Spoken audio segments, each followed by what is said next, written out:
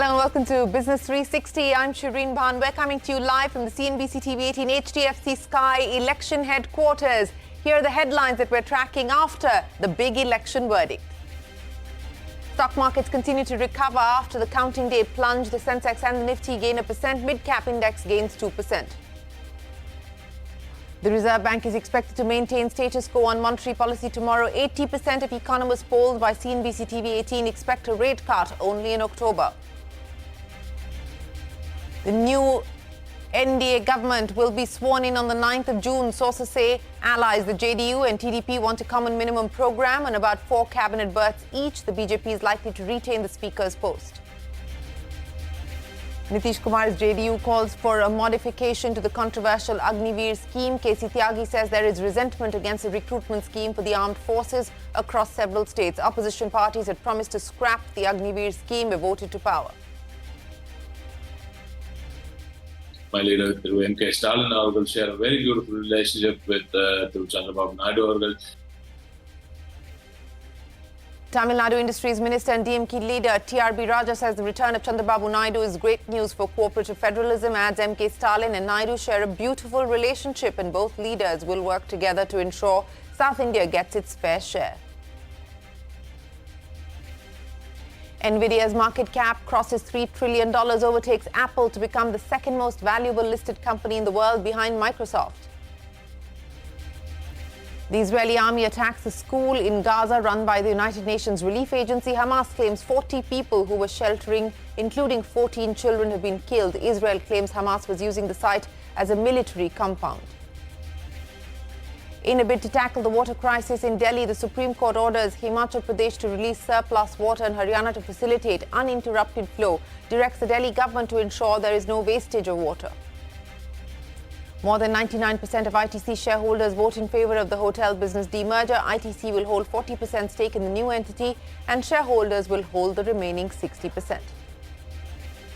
Titan has started selling sunglasses via quick commerce, also plans to sell prescription eyewear online. Management is confident of turning EBIT positive on all emerging businesses by the end of FY27.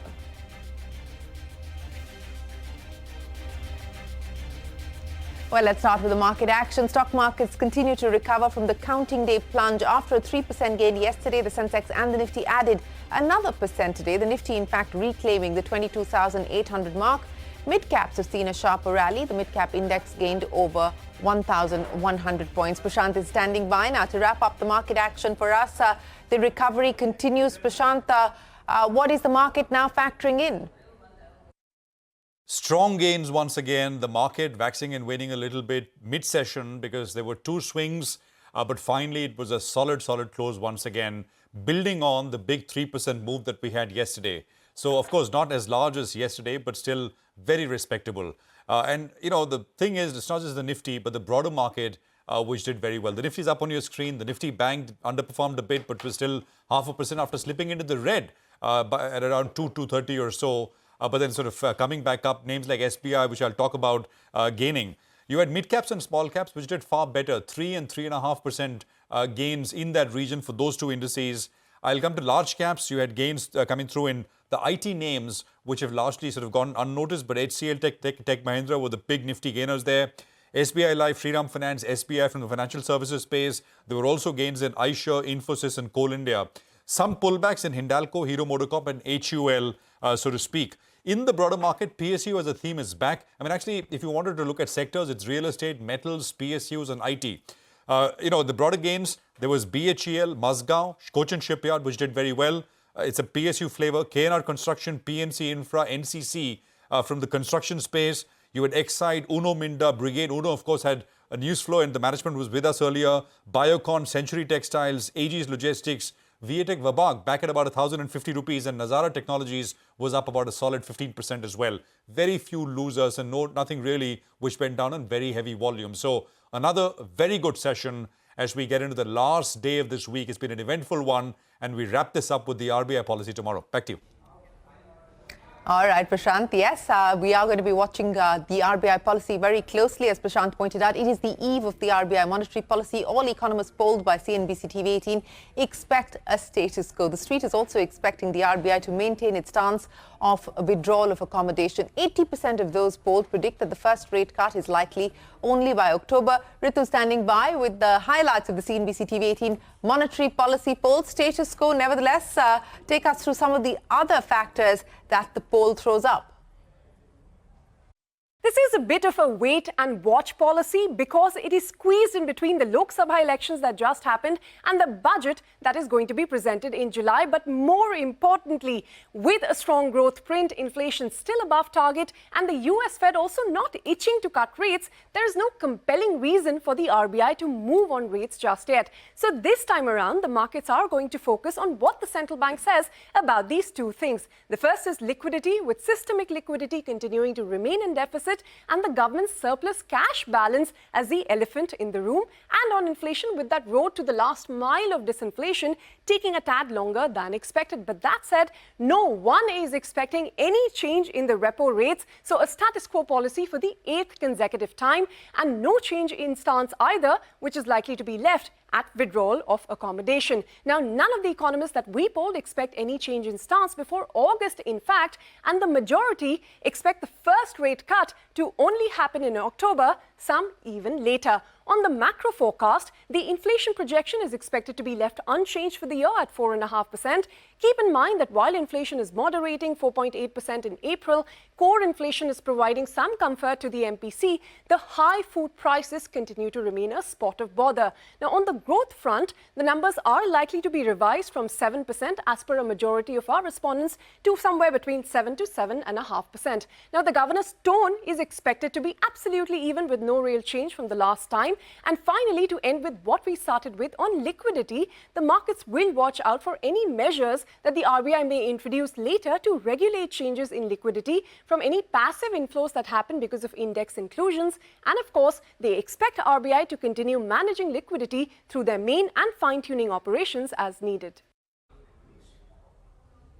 Ritu, many thanks. In fact, the CNBC-TV18 Citizens Monetary Policy is also unanimously predicting a status quo tomorrow, as we pointed out. Lata is here with the expectations of the citizen MPC. Lata.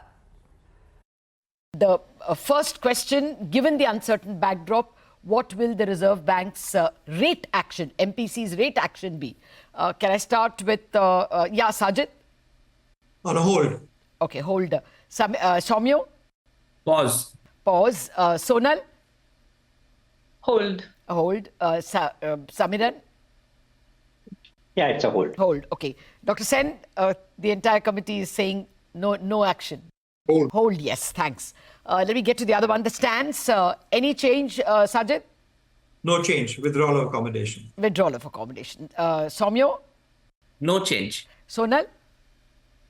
No change. Shamiran? No change. Okay, this is not all that perfunctory. Dr. Sen, in the past you have said neutral. What's the stance now? I continue to think no change simply doesn't make sense now. Right. There is no accommodation to withdraw. Well, you definitely have one voice in the MPC supporting you. Dr. Verma also believes neutral. He had already dissented. Well, just very quickly, when do you all expect the first rate cut? Sajid? Too many known unknowns, but somewhere in the third or fourth quarter of this year. Okay, so that will be October onwards. Soumya? You are in the third quarter of the current fiscal, so from October. October. Sonal?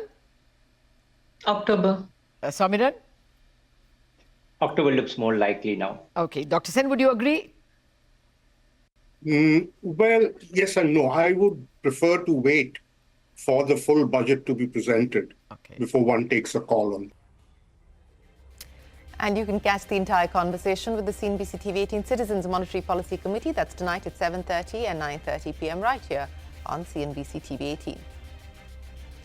The new NDA coalition government is taking shape. We learned from sources that the cabinet is likely to be sworn in on Sunday, that is the 9th of June. Top BJP leaders met at the residence of party chief JP Naidu as the government formation talks continue. The roles of JDU chief Nitish Kumar and TDP Supremo Chandrababu Naidu become more prominent since the BJP is short of the 272 majority mark on its own. Top NDA leaders met at Narendra Modi's residence last evening and chose him as the leader of the alliance. The Election Commission will be submitting a list of winning MPs to the President, Draupadi Murmu, this evening, post which she is expected to invite the single largest party to form government. While BJP's alliance partners remain tight-lipped on portfolio demands, we learn from sources that the JDU and TDP want the NDA to follow a common minimum program, and the government formation.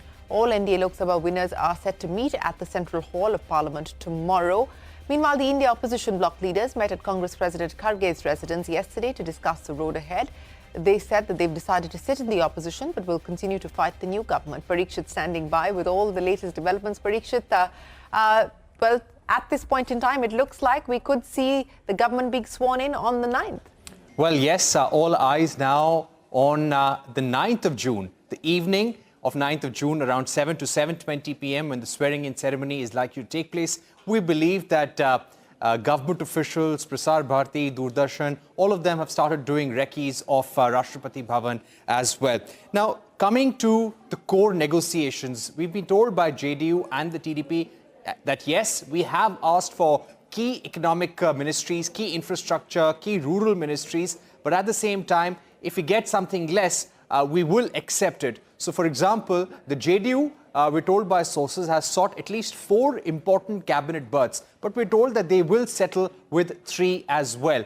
As far as the TDP is concerned, they've also asked for 4 cabinet berths, but they may also agree with 3. But the fact is, they do want important ministries related to agriculture, to farmers, to water resources, to transport and infrastructure. At the end of the day, they want to be able to show the people of Andhra Pradesh and Bihar that they have a big say in the NDA government and they are bringing something to the table for the people of Andhra Pradesh and Bihar. Similarly, the LJP has sought, which won 5 seats, has sought 1 cabinet post and 1 MOS post as well. The Speaker's post, we're told, will be retained by the BJP. It's crucial because, as we saw during Om Birla's tenure, many crucial legislations need the support of the Speaker, and you need a strong Speaker to control proceedings at that point. We're also learning that tomorrow there will be a crucial meeting of the NDA in Parliament, following which the leaders may go and meet the President, and then we will get a final statement on the swearing-in ceremony that will take place on Sunday. The allies have also told the government that there must be a common minimum program and all contentious issues must be set aside, be it the UCC or the Agniveer scheme for that matter. This is something that cannot go ahead without the approval of JDU or the TDP. The allies must be respected. The views of the state must be respected in any common minimum program that is put together after the swearing-in ceremony. Well, and Parikshit, many thanks for joining us. Nitish Kumar's JDU has called for modifications to the controversial Agniveer scheme. JDU leader KC Tyagi said there is resentment against the recruitment scheme for the armed forces across several states. Opposition parties had promised to scrap the Agniveer scheme if voted to power. Agniveer योजना को लेकर के मतदाताओं के एक हिस्से में नाराजगी रही है। हमारी पार्टी चाहती है कि विस्तार से उन कमियों खामियों को दूर किया जाए, जिसको लेकर के जनता ने सवाल उठाए। मैं समझता हूं अग्निवीर व्यवस्था तुरंत खत्म होनी चाहिए। सरकार को स्वीकार करना चाहिए कि उनकी गलती है कि उन्हें अग्निवीर जैसी व्यवस्था नहीं लानी चाहिए, और न केवल अग्निवीर व्यवस्था खत्म होनी चाहिए बल्कि बहुत से नौजवान जिनको रोजगार नहीं मिल पाया, फौज में जाना चाहते थे, उन्हें उम्र की छूट भी देनी चाहिए। Akhilesh Yadav and other leaders there against the Agniveer scheme. Shivani Bajaj joins us from Nitish Kumar's residence in the capital. Shivani, the JDU has made its views clear on the Agniveer scheme, which has been a political hot potato since its inception. What else is the JDU likely to seek? Well, absolutely. The JDU, which is playing kingmaker for the NDA government, has spoken against the controversial Agniveer scheme. Even though the party is reiterating its unconditional support to the NDA government, they are in a way seeking a review of the Agniveer scheme for recruitment into the rank and file of the Indian Armed Forces. JDU's stand on the Agniveer scheme also stems from the understanding that the controversial scheme of recruitment in Indian Armed Forces in a way impacted the election results for NDA. A big segment of youth, especially in the Hindi heartland in Uttar Pradesh and Bihar, were very upset with the government's Agniveer scheme, and hence there was palpable discontent against the government on this matter. And the JDU clearly is trying to address that. Now, another matter where there could be disagreement is the Uniform Civil Code, the UCC. Even though the JDU has clarified that it is not opposed to the UCC, it believes that proper consultations should be held with all relevant stakeholders in this matter. Now, JDU stand on the caste-based census, the special status to Bihar, and of course the ministries that the party is eyeing will be crucial in the lead-up to the government formation by the BJP and the NDA. And these big issues can become tricky for the government in the future. But for now, JDU says that its support to NDA is unconditional and all the issues can be worked out during the course of the government's next 5 years. Back to you. Shivani, many thanks. On to a CNBC-TV18 exclusive. The return of Chandrababu Naidu is great news for Cooperative Federalism. That's the word in from Tamil Nadu's Industry Minister, DMK leader TRB Raja. Speaking to me earlier today, TRB Raja said that MK Stalin and Naidu share a beautiful relationship and both leaders will work together to ensure that South India gets its fair share. The Tamil Nadu Industries Minister added that GST rationalization will be a top priority that the DMK and the India bloc intend to take up when Parliament reconvenes. Chief Minister Chandrababu Naidu also has been a very vociferous proponent of cooperative federalism, because as the Chief Minister himself and his extremely beautiful relationship with our leaders, my leader Kalainger Avargal and our present Chief Minister, my leader MK Stalin Avargal, share a very beautiful relationship with Chandrababu Naidu Avargal, and we know that he's going to make sure that there's going to be that cooperative federalism is key for this new regime. GST has to be relooked into, and as I said, as a federal country, the interest of states, each and every state must take center stage. We have our own thought processes when it comes to what GST stats have to be, and definitely reducing them is definitely on the cards, and that's a must for India's overall growth, especially for the MSME sector. There's loads of requests from the MSME sector here. GST is going to be one of the most important matter that's going to be discussed in Parliament. We're going to get our way on that. Well, that's TRB Raja of the DMK, the Industries Minister there. 25-year-old Shambhavi Chaudhary has become one of the youngest members of Parliament after winning by a large margin from Bihar Samastipur. Shambhavi is a third-generation politician. She also holds a master's degree from the Delhi School of Economics. In an exclusive conversation with CNBC-TV18's Parikshit Luthra, Shambhavi spoke about what compelled her to join politics. Now that school is finished, I have to focus in getting into a good college, and that time Lady Shriram was the best college. So it still is. So that time I was working really hard on my, I worked really hard for my boards, and I think I was a very normal girl living a very normal life in Bihar. I had no, my father, my parents, basically they were very strict and they just wanted me to focus on my education. They were not like, okay, you have a you can be spoiled, you can do whatever you want. No, you are supposed to go to school, come back home, you can do some rejuvenation, some nice hobby activity, and then you have to do your homework, get to sleep. There was no fancy life for me in Patna. So it was a comfortable life, no doubt, but not a fancy life. When I got into masters, then it hit me, okay, I think I should get into politics now. It's the right time. And that's where my imagination started broadening, and I started meeting new people. And then I thought, if I really want to bring about a change, then maybe I should try politics. So I finished masters, and side by side, I'm also pursuing my education. I'm still doing PhD. And you can catch more from Shambhavi right here on CNBC-TV18, a young parliamentarian, all of 25, making her way to the Lok Sabha. We will head into a break, but up next, Nvidia's market capitalization crosses $3 trillion, overtakes Apple to become the second most valuable listed company in the world after Microsoft. A special report when we return.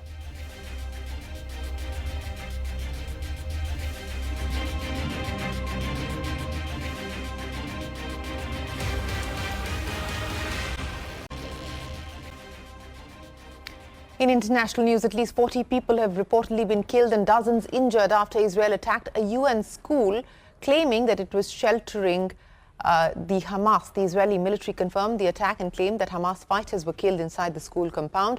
The IDF added that they took cautionary steps to reduce the risk of harming civilians during the strike. However, victims from the refugee camp said that they received no warning. Meanwhile, reports have said that Israel has detained at least 60 Palestinians after they carried out a mass arrest campaign in the occupied West Bank.